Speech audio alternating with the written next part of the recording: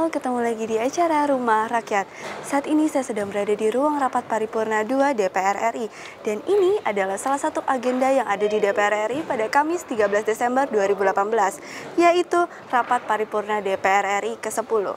Apa saja sih yang sudah dilakukan DPR RI selama masa persidangan 2 ini?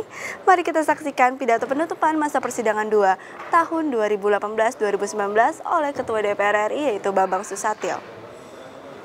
Saudara sekalian, saya yakin dan saya percaya saudara-saudara juga sedang menahan kantuk dan lapar. Ya. Tapi percayalah, saya menyampaikan tidak terlalu lama. Dan saudara-saudara tetap semangat mendengarkan apa yang saya sampaikan.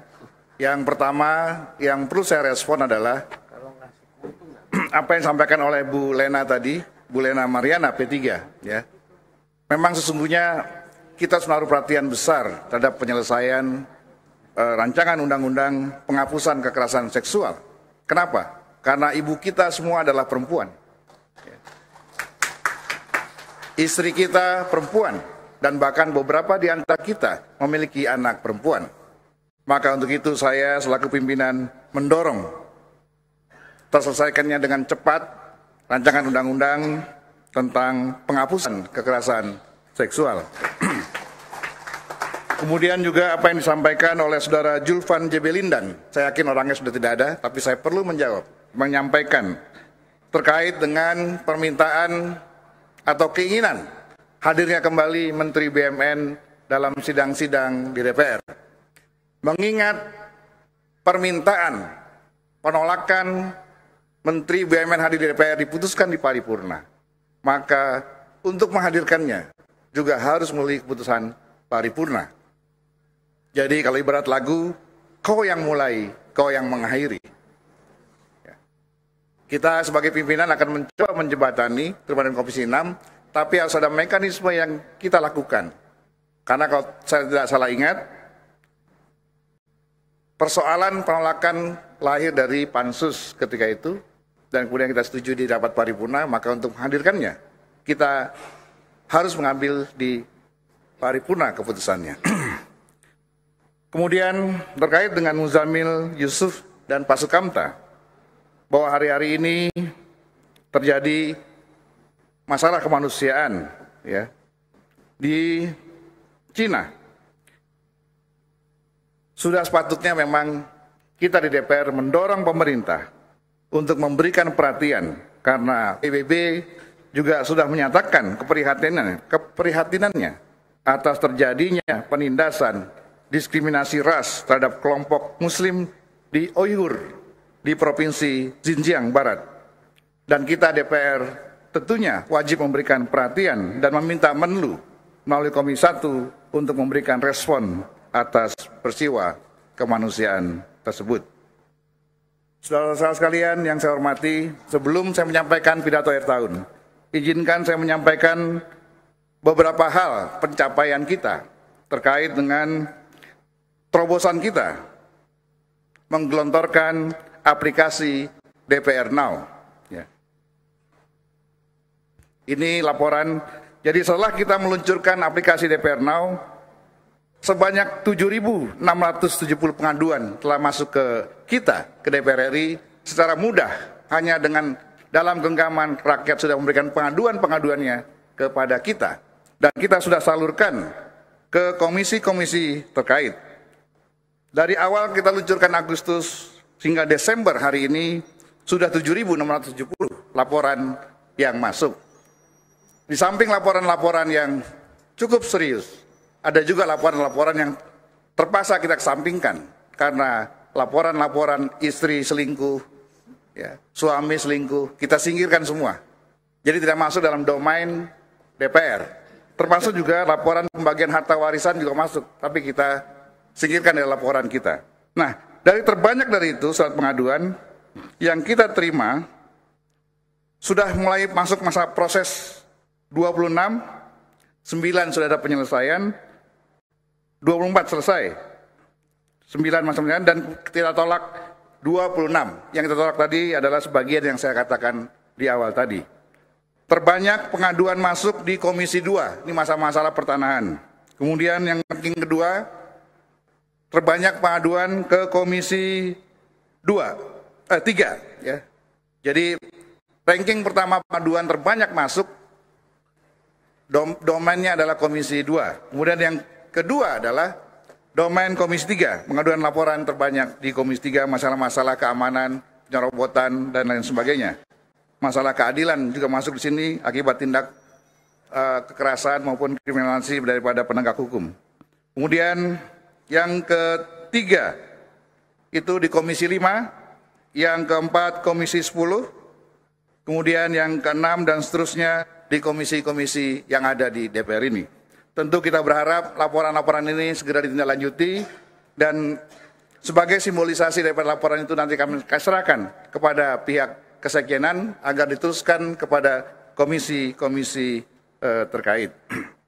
Bapak Ibu sekalian yang saya hormati, memasuki masa sidang penutupan majelis ini, mari kita panjatkan puji syukur kepada Allah Subhanahu wa Ta'ala bahwa pada hari ini atas berkatnya dan rahmatnya kita bisa hadir dalam ruang sidang ini tanpa kekurangan satu apapun, dan bahkan kita masih dikurniai, masih adalah sisa-sisa untuk kampanye reses nanti. Masa persidangan 2 telah berlangsung sejak 21 November dan akan berakhir pada hari ini. Walaupun waktunya agak singkat, tapi kita tetap bekerja secara sungguh-sungguh dan berupaya sekuat tenaga untuk menyelesaikan pembahasan rancangan undang-undang yang tentunya bersama-sama dengan pemerintah. Sebab kita di DPR tidak bisa apa-apa kalau menteri yang sudah ditunjuk presiden untuk menyelesaikan suatu undang-undang kerap tidak hadir.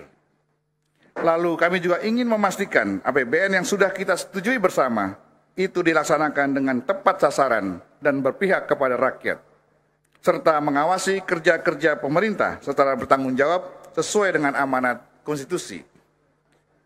Karena hari-hari ini kita selalu diserang soal kelambatan dalam membuat undang-undang, maka pidato kali ini saya beri judul Tetap Semangat Menuntaskan Rancangan Undang-Undang Bersama Pemerintah. Mengapa saya mengambil judul pidato ini? Agar publik memahami bahwa kita bukanlah apa-apa dalam membuat undang-undang tanpa kehadiran pemerintah. Saudara-saudara sekalian, mulai besok sampai dengan 6 Januari 2019, DPR akan melaksanakan reses.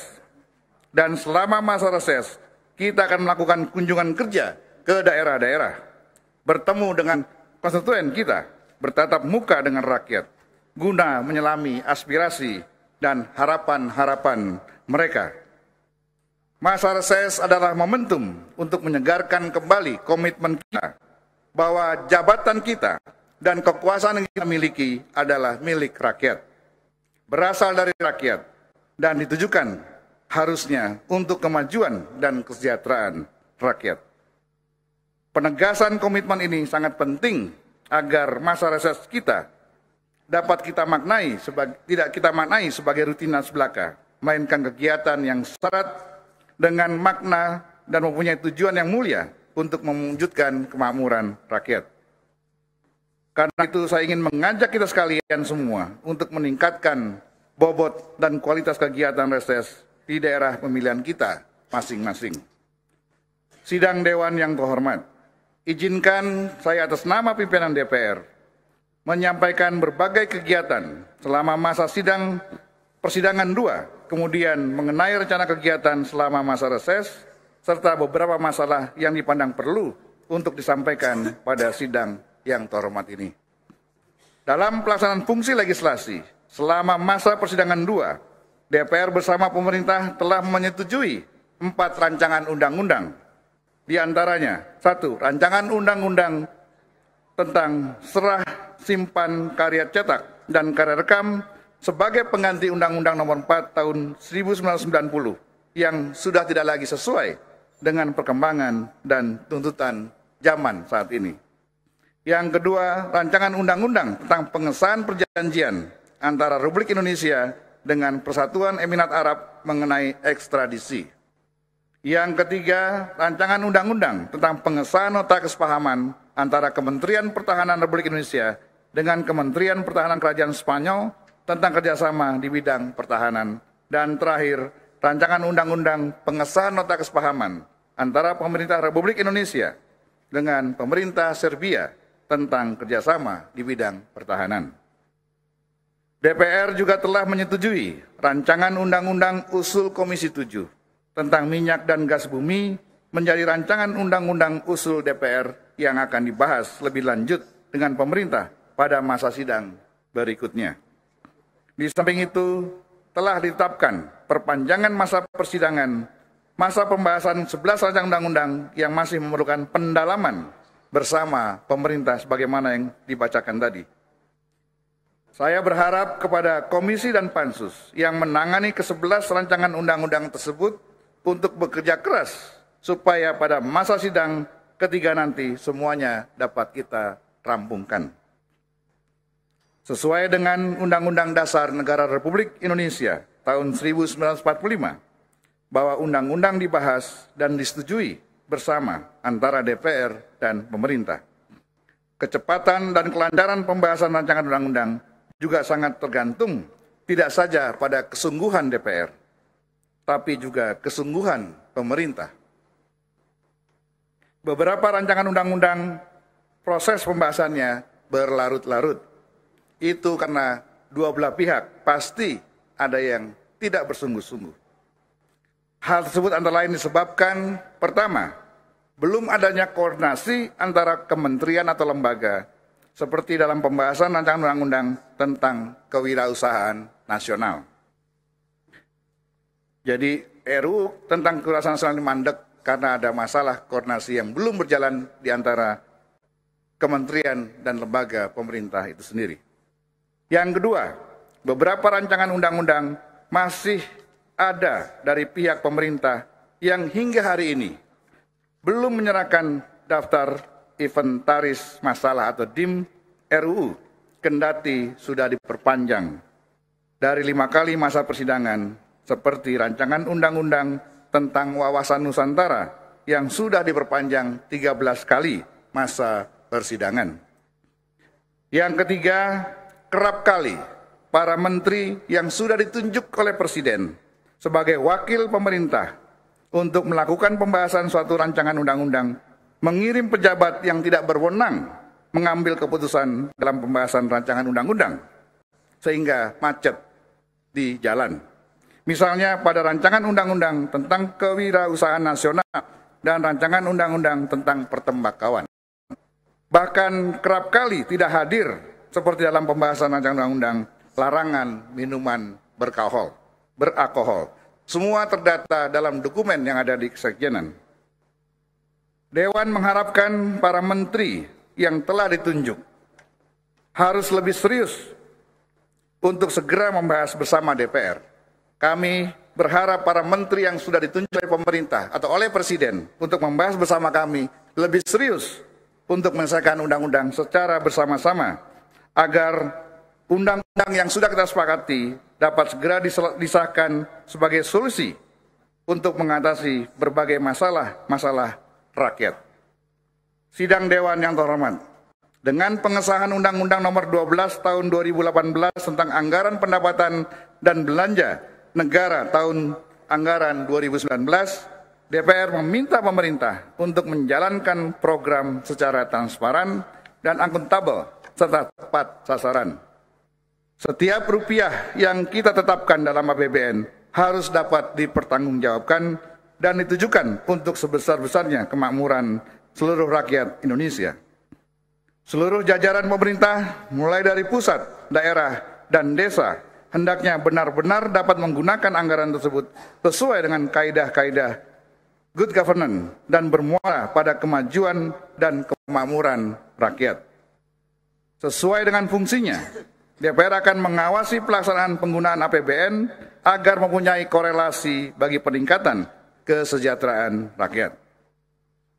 Sejauh mana APBN itu mampu mengatasi kemiskinan, mengurangi ketimpangan dan pengangguran, serta meningkatkan indeks pembangunan manusia.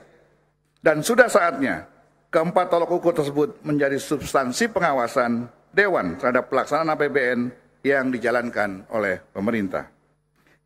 Sidang Dewan yang terhormat, Dalam pelaksanaan fungsi pengawasan, DPR telah menindaklanjuti hasil temuan dari kunjungan masa reses sebelumnya, baik melalui rapat-rapat bersama, mitra kerja, panja-panja yang dibentuk kelengkapan Dewan, tim pemantau maupun tim pengawas DPR.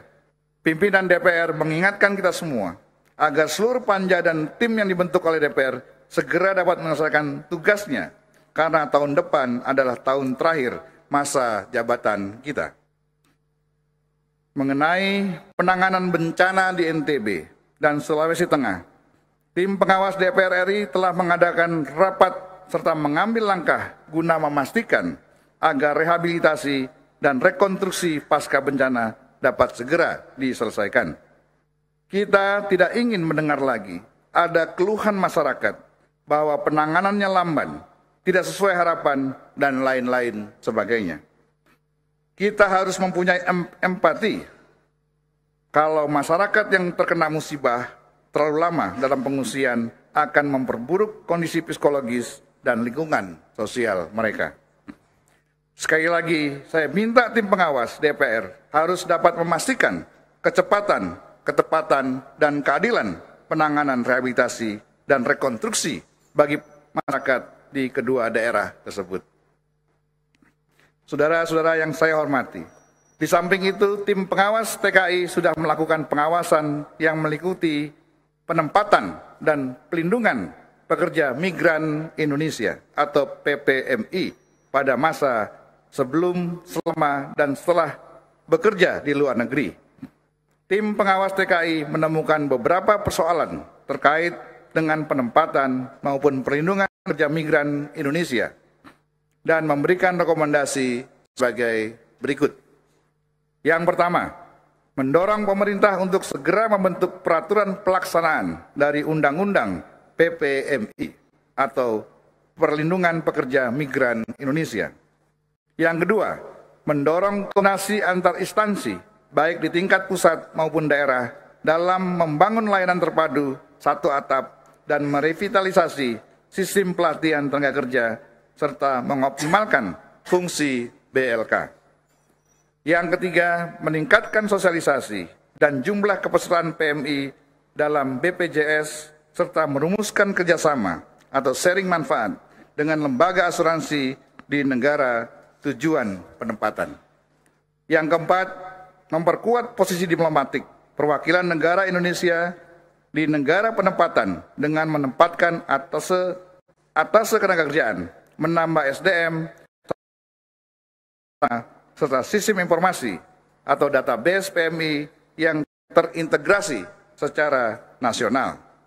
Dan rekomendasi yang kelima adalah mendorong pemerintah bekerjasama dengan instansi terkait untuk membentuk dan memberdayakan desa migran produktif sebagai bentuk pelindungan PMI sebelum dan setelah kembali ke tanah air. Adapun tim pemantau otonomi khusus Aceh dan Papua serta keistimewaan daerah istimewa Yogyakarta dalam melaksanakan tugasnya menemukan beberapa permasalahan. Di Aceh, status kepemilikan lahan KEK atau KEK di Loksmawe sebagian besar lahan yang dibutuhkan masih di bawah pengelolaan Lembaga Manajemen Aset Negara, sehingga menghambat pengoperasian KEK yang akan diresmikan pada Desember 2018 ini. Infrastruktur jalan di Aceh juga berada dalam kondisi sangat buruk. Oleh karena kompleksitas permasalahan tersebut, DPR akan melaksanakan rapat konsultasi dengan mengundang Kementerian Teknis terkait. Sementara di Papua dirasakan manfaat PT Freeport Indonesia, namun juga ada permasalahan ketenagakerjaan dan kelestarian lingkungan yang perlu mendapat perhatian serius serta harus diselesaikan oleh PT Freeport Indonesia. Diketahui bahwa kebijakan OSIS Papua mengalami perlambatan. Oleh karenanya, perlu dilakukan pembenahan, terutama dalam menyikapi dana otsus yang akan berakhir pada tahun 2025. Sehubungan dengan terjadinya peristiwa penembakan karyawan Istaka Karya di Papua yang telah menimbulkan korban jiwa, Dewan menyampaikan rasa prihatin dan belasungkawa yang mendalam terhadap para korban beserta keluarga penembakan yang dilakukan oleh kelompok kriminal bersenjata yang bertindak sudah di luar batas dan sesungguhnya sudah bisa dikategorikan sebagai tindakan teroris. Kalau kita mau, kita bisa mendesak Perserikatan Bangsa-Bangsa atau PBB untuk memasukkan organisasi Papua Merdeka sebagai organisasi teroris. Sebagaimana definisi PBB itu sendiri, sebab mereka sudah membunuh secara brutal dan meneror warga sipil yang tidak berdosa. DPR mengutuk keras kelompok pembantai bersenjata. Jadi bukan kelompok bersenjata lagi, kelompok pembantai bersenjata di Papua yang telah melakukan tindakan keji terhadap warga yang tidak berdosa.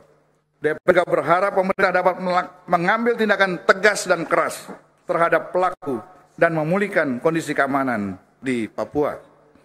Bahkan saya tadi agak setuju dengan usulan dari Saudara Sukamta bahwa perlu segera dibuatkan permen OMSP atau operasi militer selain perang dan diterapkan di Papua untuk pertama kalinya kalau memang kondisi sudah gawat darurat. Saudara-saudara sekalian,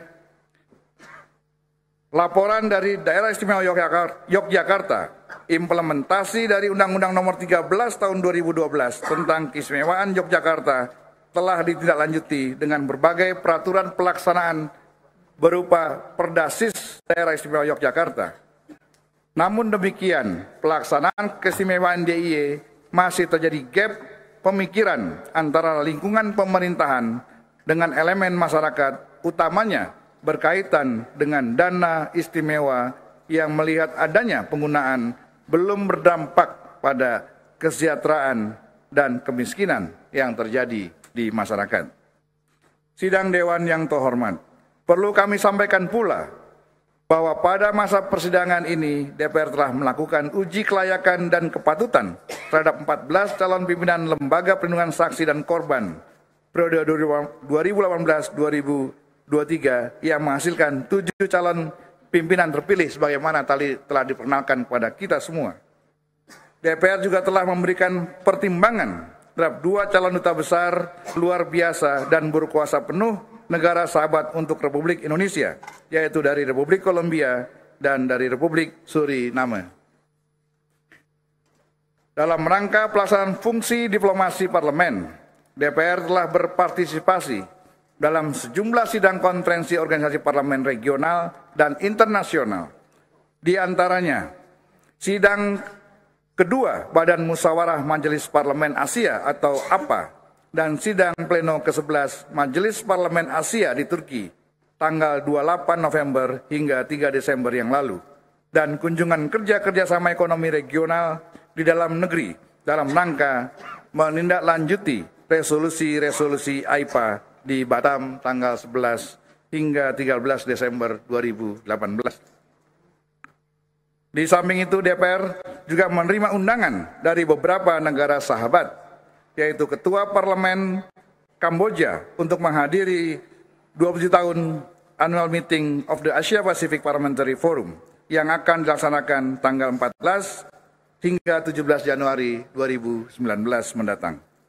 Yang kedua, undangan dari Ketua Chamber of Deputies of Romania untuk melakukan kunjungan resmi ke Bukares.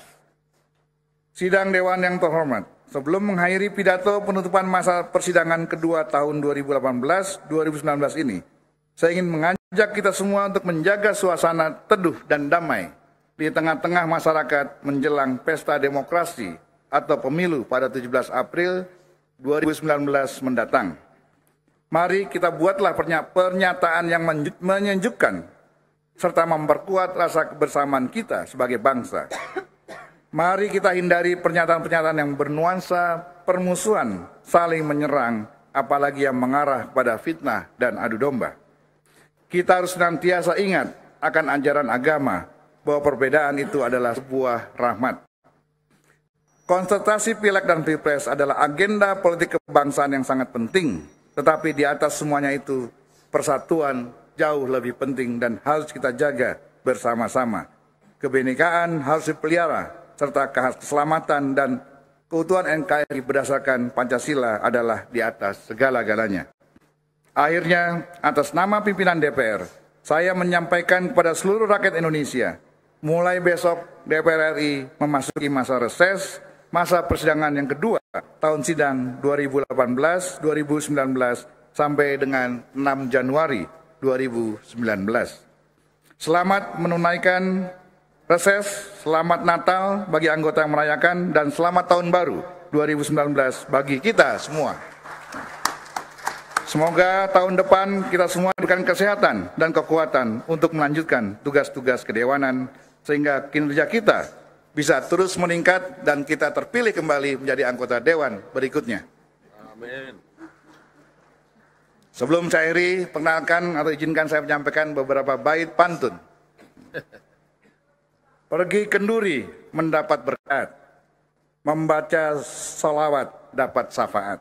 Walaupun reses waktunya singkat, yang penting kerja tidak terlambat. Menjalani masa reses tunaikan amanat, menyerap aspirasi secara tepat. Jika DPR ingin terhormat, jangan ingkari amanat rakyat. Demikian, wabillahi taufiq wa hidayah. Wassalamualaikum warahmatullahi wabarakatuh. Ya pemirsa, itu dia agenda yang ada di DPR RI hari ini. Ingin update terus mengenai apa saja kegiatan yang ada di DPR RI setiap harinya? Follow media sosial DPR RI di Facebook, Twitter, Instagram, dan YouTube DPR RI.